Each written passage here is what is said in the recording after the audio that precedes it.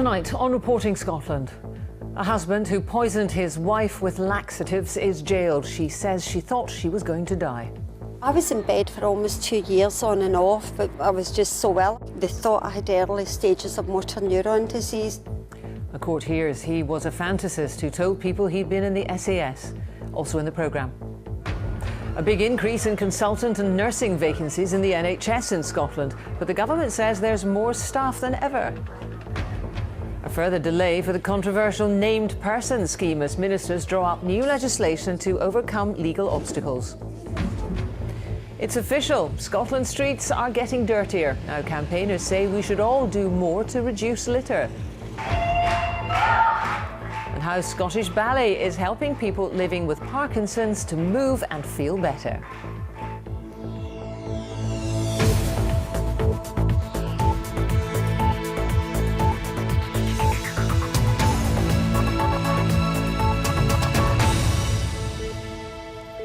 Good evening. To his wife, he was a successful businessman whom she described as a kind-hearted, lovely man. Tonight, David Smith is starting a jail sentence for poisoning her. Over 3 years, he laced Elizabeth Smith's food with laxatives till she was too weak to stand. At one point, doctors thought she had a terminal illness. She's been speaking to our reporter, Suzanne Allen. Elizabeth Smith left court shaken but satisfied. Are you relieved? She'd just seen her husband jailed.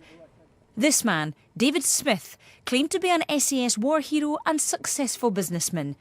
In reality, he was a poisoner, a liar and a thief. When I first met Dave, he was the kindest, just a lovely, normal guy. They were married, but he lived in England. They saw each other every couple of weeks. The plan was to buy a place together eventually. He told her he'd been in the SAS and involved in the siege of the Iranian embassy in 1980. He seemed loving and attentive, making spaghetti bolognese and smoothies. But they were laced with laxatives. One day, while at work at her hairdressing business, Elizabeth collapsed. I would be working away and chatting, and all of a sudden I would feel really dizzy and think, oh no, God, thinking it was my head. And I would go to stand up, out cold, blue lighted to hospital. And it got worse. I was in bed for almost 2 years on and off, but I was just so ill I couldn't do anything. Really bad. Oh, it was horrific, absolutely horrific. They thought I had early stages of motor neuron disease. More lies were told. This was supposedly him with cancer. He didn't have it. He was finally caught after faking a break-in at Elizabeth's home. Thousands of pounds of her money was found in his car.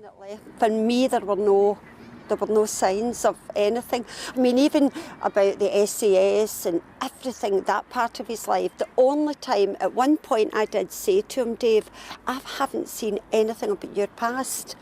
As he left to go to jail, does she think he's a fantasist, a con man, or just greedy? I don't think that man knows what love is. He saw money in me. I want people to be aware that there are these people out there and they're very, very dangerous men. On sentencing him to 3.5 years in prison, Sheriff Montgomery told David Smith he'd embarked on a prolonged evil course of criminal conduct that caused mental and physical anguish to his victim. Suzanne Allen, Reporting Scotland, Ayr. Well, within the past few minutes, we've had an update from Suffolk Police on the case of missing airman Corey McCaig. Katrina Renton is here and can tell us more. Well, this is a significant development tonight, Jackie. 23-year-old Corey McCaig, the airman from Dunfermline in Fife, vanished while on a night out with friends in Bury St Edmunds in Suffolk in September. A bin lorry collected refuse later that night where Corey was last seen. Now, you may remember in the early stages of this investigation, police said that the rubbish in the waste lorry, which was weighed at just 11 kilos, obviously wasn't heavy enough to possibly include a body. Tonight, police have announced, following rechecks, that the weight was far higher than originally thought.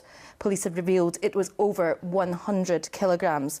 Now, this led to an arrest of a 26-year-old 6 days ago on suspicion of conspiracy to pervert the cause of justice. A second man was also interviewed under caution. Both of them have now been told they face no further action, as detectives believe there was no attempt to hide information. Now, police say this makes their search of the landfill site, the next logical step to try to find Corrie. Obviously, that work started yesterday and could take anything between 6 to 10 weeks to complete. Now, Corrie's family have been made aware of this new information. Nicola Urquhart, Corrie McCaig's mum, has told us that it's incredibly difficult for the family. They're taking it one day at a time. They're just waiting for the phone to ring. And she says her whole focus has been on trying to get this avenue investigated. Thank you very much, Katrina. Thank you. Almost half of unfilled NHS consultant posts in Scotland have remained vacant for the last 6 months. Figures just published by health boards also show a 15% rise in the number of vacant nursing and midwifery posts over the last year. Doctors and nursing unions say it's having an impact on patient care. The Scottish Government says record numbers of people are now working for the NHS. Here's our health correspondent, Lisa Summers. It's in areas like the Highlands that the challenge of recruitment is most acute. 9% of consultant posts here are unfilled, 6% of nursing and midwifery roles. So hi Caelan, thanks for coming to see me again today. In Shetland, paediatric orthopaedic surgeon Simon Barker has travelled from Aberdeen to provide a visiting clinic. It makes a huge difference to his patients to have the doctor come to them. It was really stressful having to go to Aberdeen. We used to have to go every week, and it put a lot of strain on me and on Caelan when he was little. And stretch that foot, you know, that naughty foot there. Across Scotland, 180 consultant posts were still vacant after 6 months. Simon Barker says that puts additional pressure on doctors. We have a worsening crisis of longer term vacancies in consultants across Scotland, and that's a very big concern because it leaves a huge amount of pressure on the clinicians who are remaining in that department to maintain the service. At the other end of the country, they're having recruitment problems of their own. I worked in the hospital here and it was really difficult to try and get doctors to come and work. And the GPs, there's hardly any GPs left. They can't seem to get the doctors that want to come here. You know, I don't know if it's because Stranraer is such a small place. Good afternoon, Lakinch practice, Joanne speaking. This local GP practice has been advertising for 6 months. They've not had one response. Now it's to be taken over by the health board. Most of us, unfortunately, are getting towards retirement age, and there are very few GPs who will still be GPs in 10 years' time.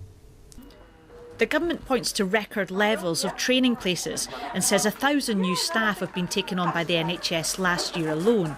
But the Health Secretary, Shona Robison, says even then the government is working to fill vacant posts. We're working with networks across more than one hospital, for example, to help those rural general hospitals to sometimes recruit to posts that are more difficult to fill if they were standalone posts. And of course we've brought in things like recruitment bonuses for GPs in harder to fill areas.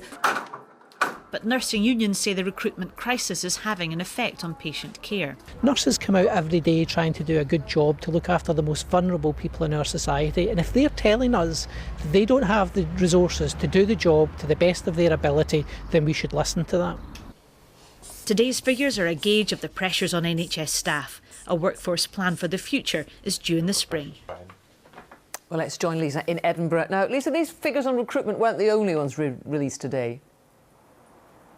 Well, that's right. Health boards regularly publish statistics to paint a picture of how the NHS is performing at any given time. So we saw the latest staffing level statistics today, but also something else that's very much been in the public domain, access for children and young people to mental health counselling. And we saw a slight increase in the number of people that were referred to counsellors within the 18-week targets. But overall, since the government set that target, it hasn't been met. And there were considerable variations up and down the country. And when you look at the bigger picture of how the NHS is performing, the government will tell you that it's doing a lot of groundwork to try to change the way that staff and services operate, and in fact how we all integrate with the NHS, interact with the NHS I should say. But I think when you look at the general trend for now, we're seeing an NHS that is increasingly stretched. Lisa, thank you very much. New laws will be introduced to address legal concerns in the controversial named person scheme, meaning a further delay to the policy. The Supreme Court ruled last year that information sharing elements were incompatible with human rights law. The Conservatives say the whole idea should be abolished. Our political correspondent Andrew Kerr has more. The Conservatives like to think they've been driving the opposition against the named person scheme. The party leader was on a visit to Lothian buses this morning. She voiced her anger again at the controversial plan. At the same time, the Education Secretary was trying to beat his policy into shape. John Swinney came to Parliament to tell MSPs what he planned.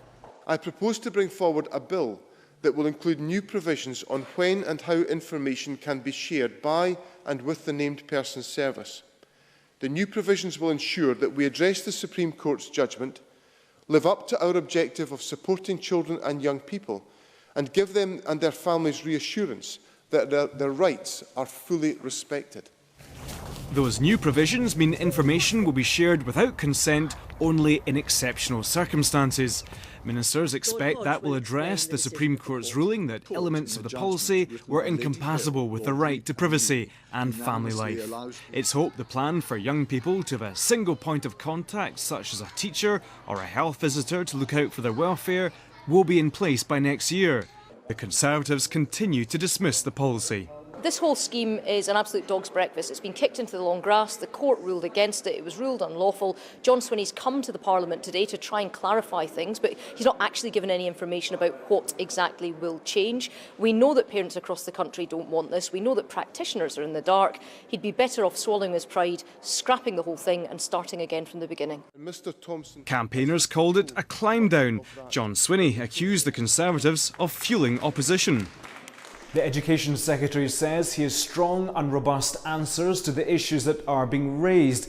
It's clear John Swinney is determined to keep fighting on this controversial issue. He'll face plenty of parliamentary battles ahead. Andrew Kerr, reporting Scotland, Holyrood. Almost 500 people have been suspended by the Scottish Youth Footballing Association for failing to complete background checks. It follows a BBC Scotland investigation in December which revealed more than 2,000 coaches were working in youth football without the required clearance.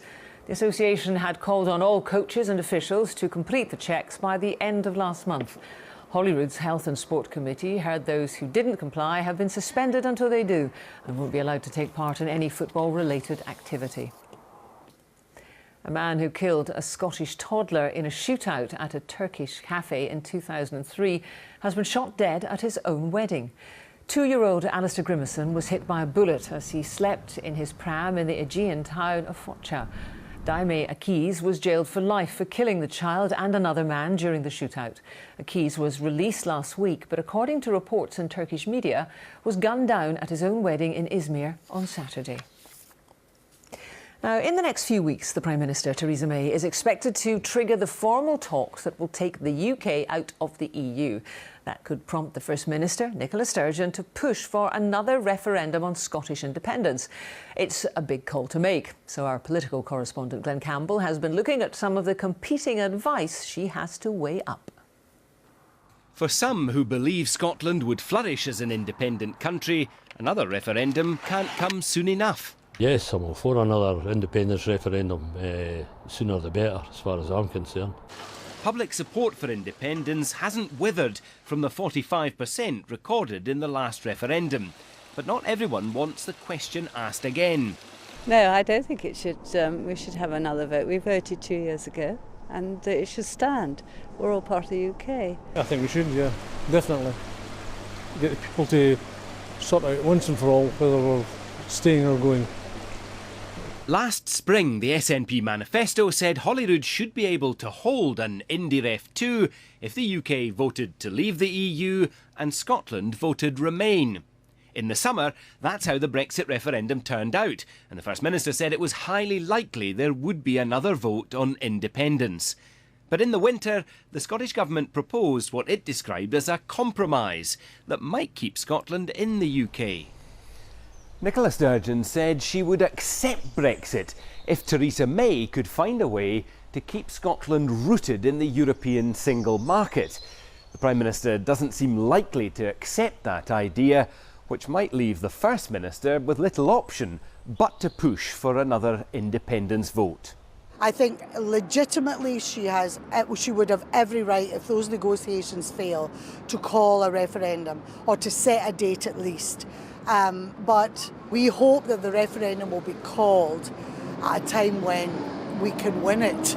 Some independent supporters who also backed Brexit want leave talks to run their course before there's another Scottish vote. I think it's far too early, because if you take a decision now to have a referendum, you do not know what the issues are going to be as Brexit is negotiated.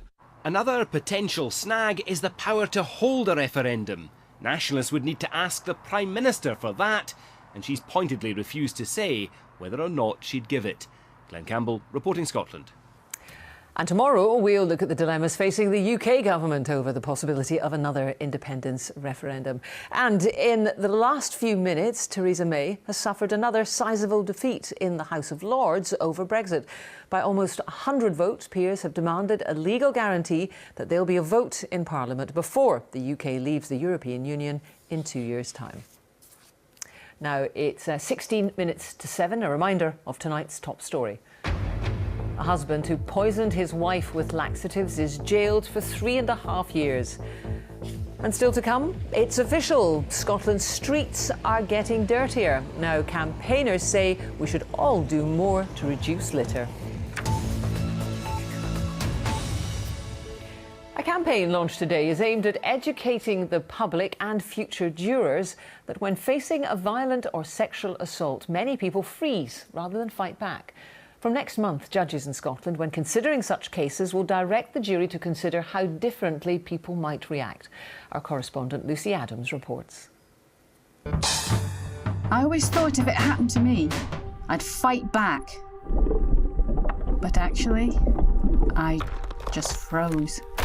Last year, more than 1,600 rapes were reported to police in Scotland. But few match the common preconceptions of a violent struggle with a stranger in the dark. They didn't. You do just freeze, you don't know what to do, your body goes into shock to protect you and you can't move, you don't know what to do, and to me the safest option was to just do what he wanted, because if I didn't then I probably wouldn't be here speaking to you today. Sarah was raped 2.5 years ago by a friend of a friend. I was at a birthday party, I had 2 drinks, I wasn't drunk, I was wearing a long dress with dark tights and a pair of boots, it was winter. I wasn't the stereotype that people believe rape victims are, that you had to be a certain way, you had to look a certain way for somebody to rape you, but you can be anybody, it doesn't matter, they don't discriminate. From next month, if you're a juror in a court like this one and it's a relevant case, the judge will tell you that many rape victims don't fight back, and it could take them years to go to the police. Last year, some judges spoke out against the introduction of statutory jury directions, but experts say the jury are simply being presented with the facts. For many people, a really natural response to trauma is to freeze and not be able to fight back and not be able to scream. And it's really important that juries making decisions in rape trials are aware that this can be a natural reaction to trauma, because otherwise our concern is their assumptions might then influence how they assess the evidence in the case in a way that really acts as a barrier to justice. Raped. Our brain goes into survival mode. The campaign, much of which is voiced by actress Daniela Nardini, seeks to address the balance between myth and fact to ensure the public, who will ultimately form the jury, understand how different victims react. Lucy Adams, reporting Scotland. I just froze. The oil and gas sector will face a significant decline in production if fresh capital isn't urgently secured. The industry's business outlook also warns that capital investment is likely to fall further over the next 2 years. Well, our energy correspondent Kevin Keane is in Aberdeen for us tonight. Kevin, what else does the report say? Well, all in all, Jackie, this report paints a pretty gloomy picture of the industry in 2016, and that won't be a surprise to people who live and work here in the northeast. It talks about development drilling being at its lowest level since the 1970s. It talks about a supply chain being depressed, and it makes this prediction that in 2020, if there isn't urgent investment in the basin now, there'll be a significant drop-off in production from 2020 onwards. That is coupled with the fact fact that capital investment is predicted to continue falling for the next 2 years. There is a sign of optimism, though, highlighted in this, and that's that operators are starting to show positive cash flows, so they're making more money for the first time in recent years than they're actually investing. Does this mean that the future is rosy? Well, one description of this today from the chief executive of the industry body Oil and Gas UK is that it indicates that they are now at rock bottom and looking at ways to begin a recovery. Thank you, Kevin. Scotland's streets are getting dirtier, and that's official. The Public Spending Watchdog says most councils are spending less on street cleaning. Councils have faced years of tight budgets, but campaigners say we can all help to reduce the amount of litter on our streets. Here's our local government correspondent, Jamie McIver. It's one of the most basic local services, and according to the Public Spending Watchdog, in most of Scotland, street cleaning is getting worse. The biggest drop in cleanliness was in Aberdeen.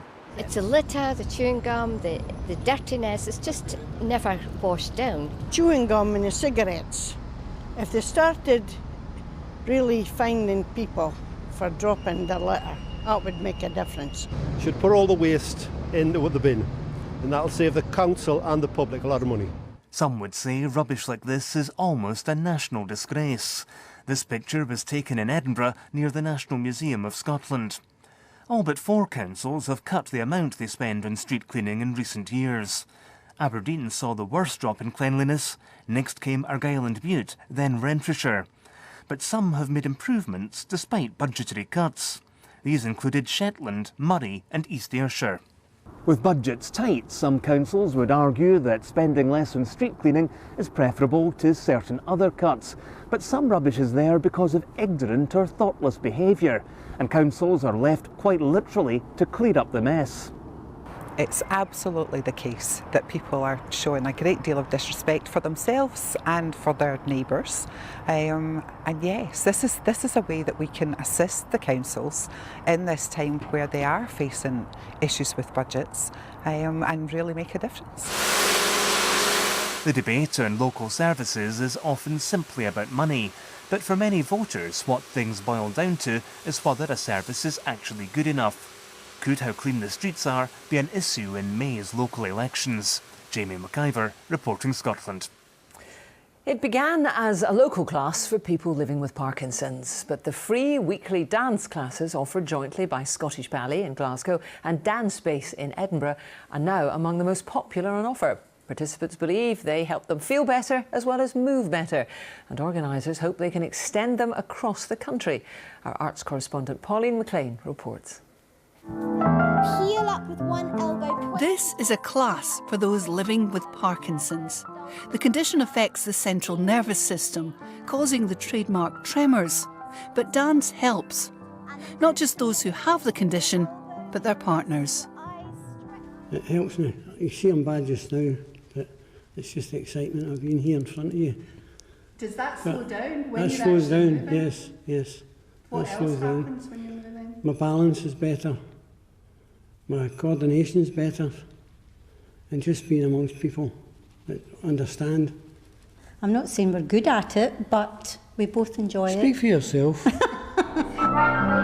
But this is about more than the physical benefits. These classes, part of an 18-month pilot by Scottish Ballet in Glasgow and Dance Space in Edinburgh, offer important research for those studying Parkinson's. Maintaining movement and thinking out movement, which is slowed down with Parkinson's, is speeded up in a class environment. It's helped by the music that's part of this environment, and then the person can practice after or between classes as well. And it's more than movement. Parkinson's also affects mental health, and the social side of the weekly gatherings is important. You don't talk Parkinson's, you talk about movement and just social side, etc. And it's not, yes, we've all got Parkinson's, but that's almost incidental at times. All of this grew from one local class, and there are now plans to extend them across Scotland. Even if many of those who attend never imagined dance could be so uplifting.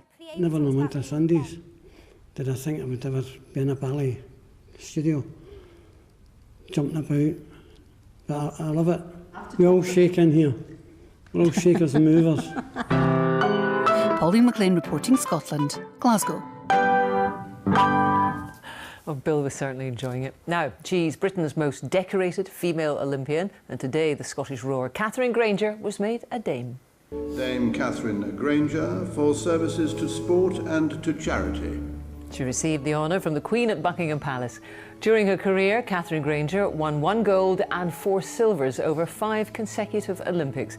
She retired from international rowing after narrowly missing out on gold at the Rio Games. It still takes a bit of getting used to. It's, you know, I'm used to aiming for medals. I'm used to trying and achieving the titles in rowing, and this is one that you don't even dream of. So I think although it's sinking in now that it's happened, I think it'll still take a while to really, bed it in. Well done, her. Let's get the weather now from Judith. Thank you very much, Jackie. A very good evening to you. Well, a changeable week, but today we did see some lovely sunshine, as captured beautifully by our weather watcher from Inverness here. Now, as far as if you take a look at the pressure chart, I should say, you can see here low pressure never too far away. This weather front sweeping across the country tonight, introducing outbreaks of rain, but also some strong winds. Once that clears away, we're into westerly winds, which means for us a lot of showers, especially with that low never too far away. It's dry for eastern areas on the whole at the moment. Here's that rain in the west gathering force. It'll push across the country fairly quickly, rather persistent in nature. Snow over the hills, accompanied by strengthening southwesterly winds, gradually becoming confined to the Northern Isles by the end of the night. Clearing skies with an ice risk come tomorrow morning, particularly across eastern Scotland. We start to see some heavy showers pushing into the Western Isles by the end of the night, with quite strong westerly winds here. Overnight lows typically 2 to 4 Celsius. So it will be a largely dry, bright start with sunny spells, but here's the showers over the northwest, and with those westerly winds they'll start to push further across the country. But I think the important thing to remember, we will see a lot of showers across the northern half of Scotland, but still some brighter spells in between. They'll blow through fairly quickly. We will see gale force winds across the far north of Western Isles, with those showers piling in, but again something brighter in between. And similarly for Caithness and further south as well, some bright spells, some showers coming and going. The further south you go, the fewer showers you will see, in temperatures of around about 8 or 9 Celsius, maybe 10 Celsius at best towards eastern coastal areas. With shelter from Northern Ireland, southern Scotland should escape predominantly dry with spells of sunshine for the rest of the afternoon. So as we head towards evening time, still some showers across northern parts of the country, but they'll begin to fade away. Then as we head into the overnight period, we'll start to see more showers piling in. You can see here there's a wee feature coming in, just bringing a band of showers across the country. So it will be a fairly cloudy, showery start across northern Scotland on Thursday, but the showers start to die away, the winds ease, and it brightens up with spells of sunshine. That's your forecast. Thank you, Judith. And now just time for a reminder of tonight's main news. The government has been defeated in the House of Lords over the process of leaving the EU. Peers backed an amendment by almost 100 votes, which will give Parliament a legal guarantee of a vote on the final Brexit deal. It's the second defeat in a week for the government in the Lords over Brexit. And that's Reporting Scotland. We'll have an update at 10:30. Until then, from everyone on the team, enjoy the rest of your evening. Goodbye.